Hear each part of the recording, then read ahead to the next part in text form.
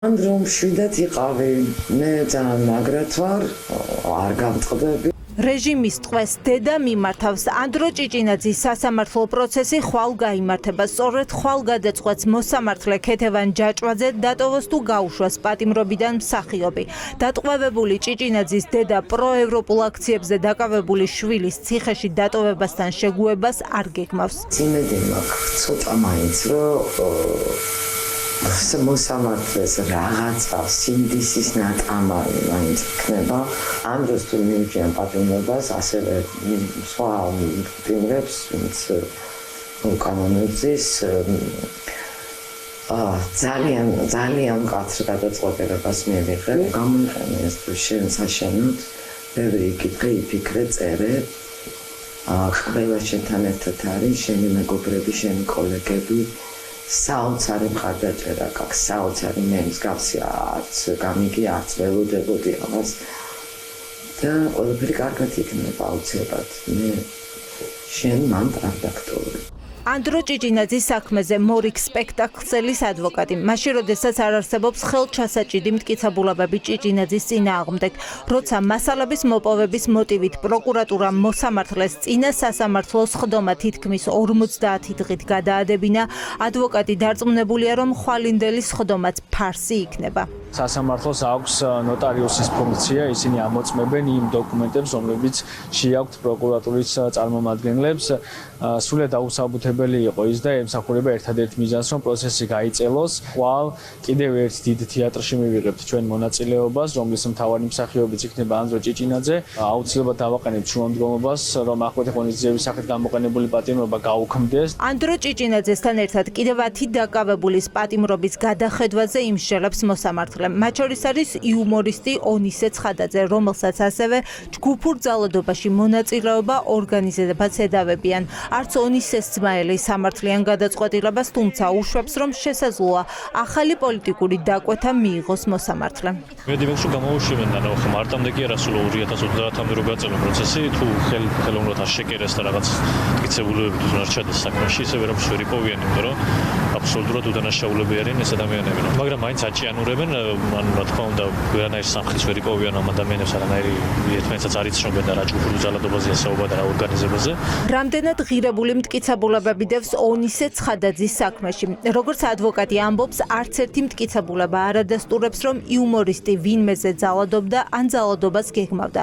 თანაც მაშინ, როცა ჯგუფურ ძალადობას ედავებიან ონისეს, ირკვევა, რომ არც იუმორისტი იცნობს იმ დაკავებულებს, ვისაც მის მსგავსად ჯგუფურ ძალადობას ედავებიან.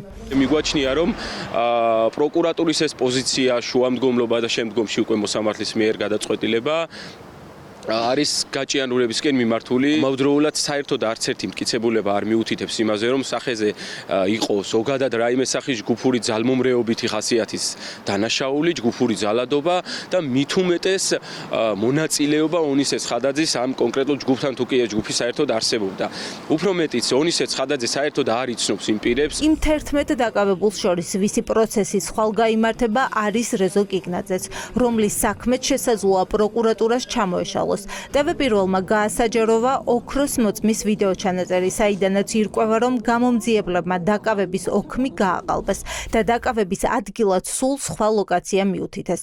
იმისთვის, რომ რეჟიმმა საზოგადოების ძალა, ხოლო უკანონოდ დატყვევებულებმა მოსახლეობის გვერდში დგომა იგრძნონ, ხვალ საქალაქო სასამართლოსთან დილის 10 საათიდან აქცია იგეგმება. აუცილებელია, რომ ხვალ ყველა, ვისაც უყვარს ჩვენი თეატრი, ვისაც უყვარს ახალი თეატრი, ახალი თეატრის მაყურებელ, ჩვენ მეგობრებს, ანდროს მეგობრებს, ყველას ძალიან გთხოვთ. ხვალ ძალიან მნიშვნელოვანი დღეა და რაც მეტი ვიქნებით, ალბათ უკეთ გავაგონებთ მოსამართლეს ჩვენ ხმას და ეს ხმა არის ძალიან მნიშვნელოვანი, რომ იქნებ მოსამართლემ მაინც გაიგოს ის ხმა, რაც არ ესმის ამ მთავრობას სამწუხაროდ და იქნებ მიიღოს ის რაციონალური გადაწყვეტილება, რაც უნდა მიიღოს. უდანაშაულო ადამიანი ზის ციხეში და რაც საკვირველია ჩვენი მხარდაჭერა არის ძალიან აუცილებელი. აი უკიდურესად აუცილებელია. წელავენ და ვიცით რა არის ამის მიზეზი. მიზეზი არის მტკიცებულებების უქონლობა და ამუშავებული აქვს ნებისმიერი ბერკეტი, რომ ეს ადამიანები სათვისაფოში დატოვონ. კიდევ ერთი პატიმარი, რომელიც რეჟიმს უკანონო პატიმრობასა და ზეწოლაში ამხელს, TV პირველს წერილს უგზავნის. ნიკა კაცია გლდანის ციხიდან გვწერს, რომ მას საკანი სამჯერ შეუცვალეს და ამყოფებენ ანტისანიტარიაში. ირკვევა, რომ კაციაზე ფსიქოლოგიური ზეწოლის მოხდენის მცდელობა ახლა უკვე ციხეშიც გრძელდება.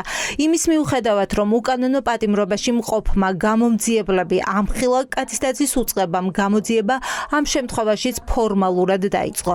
კამერის შეცვლის მიზეზი არ განუმარტავთ. პატარა საეჭვო გარემოებები იქნება, ცოტა ზეწოლა იგრძნობა. რამდენი ადამიანიც არ უნდა იდგეს პარლამენტთან, ისაც ჩვენი მონოპოვარია, საუკუნეებს გაუძლო, არ უნდა დავთმოთ და არ უნდა დავკარგოთ.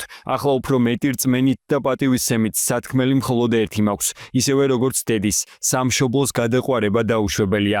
შესაბამისად, ყველა ერთად იმაზე მალე გავიმარჯვებთ, ვიდრე ვინმეს არ მოედგინა. ამის საათებში გაყვანა პატიმროს, რომელსაც შეიძლება უკეძინოს, გარკვეულწილად შეიძლება ზოგადად რაღაც ფორმის ზეწოლათაც იქნეს განხილული. ვკითხეთ თუ რაიმე სახის ზეწოლა ქონდა თუ არა, რაზეც განმარტა, რომ პერიოდული ზეწოლა არსებობს, ვინაიდან ინფორმაციის ვაკუუმშია და ვერ იღებს ინფორმაციას გარე მიმდინარე მოვლენებთან დაკავშირებით 3 დღე არ მიუღია ინფორმაცია. ხვალ ყველა 11 ბრალდებული სიტყვით გამოსვლას ელოდება. საზოგადოებას აინტერესებს, რა სიტყვიან ერთთვიანი პატიმრობის შემდეგ რეჟიმის ტყვეები. უსამართლოდ დაკავებულების პროცესები ხვალინდელი სხდომით არ დასრულდება. შაბათს იქნება იმ პირების პროცესი, ვინც ზვიად ცეცხლაძესთან ერთად დააკავეს.